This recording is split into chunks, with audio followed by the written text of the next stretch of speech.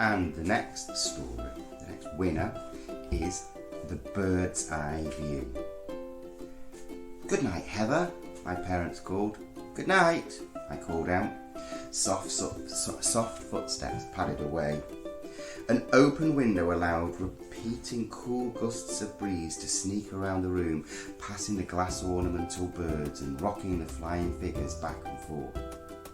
Finally, the delicate wind wrapped around the floating gulls, gannets and guillemots.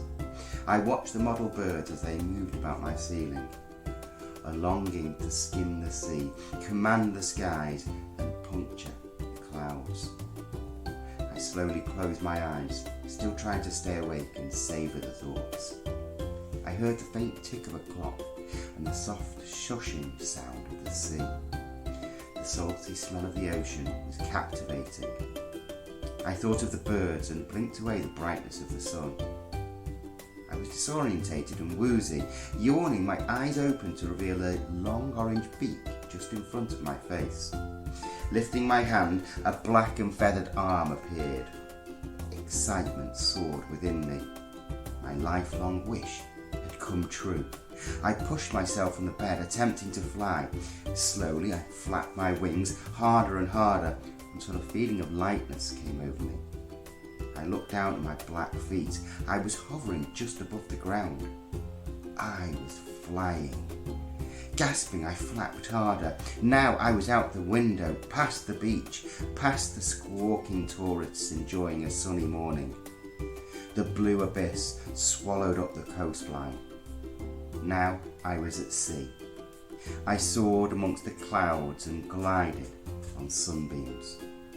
Then an idea came into my head.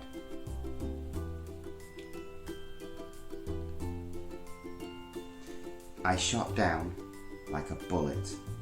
I sped towards the foam-topped waves. My head torpedoed the surface as I dove down. Silver and grey fish encircled me. It was wondrous.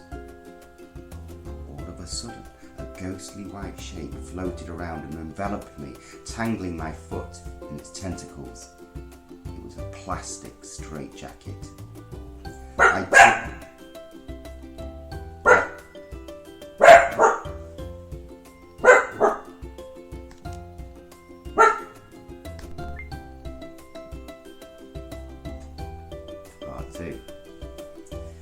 It was a plastic straitjacket. I turned and churned in the water but couldn't escape.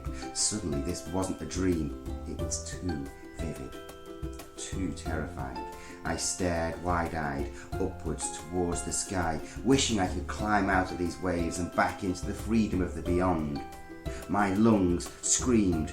Blood pumped into my head and neck. I kicked out again and again, begging for air. Finally, I broke through the surface, drops of water exploding off me like shattered glass.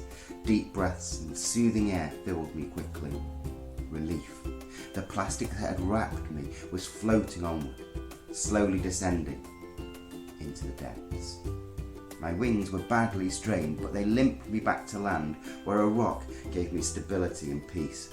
But that peace quickly evaporated as I realised just how many birds succumbed like this. I was still thinking about my dangerous encounter as the sun set. I woke and stretched my wings to fly upwards when I realised I was human again. I lay on my bed, thinking.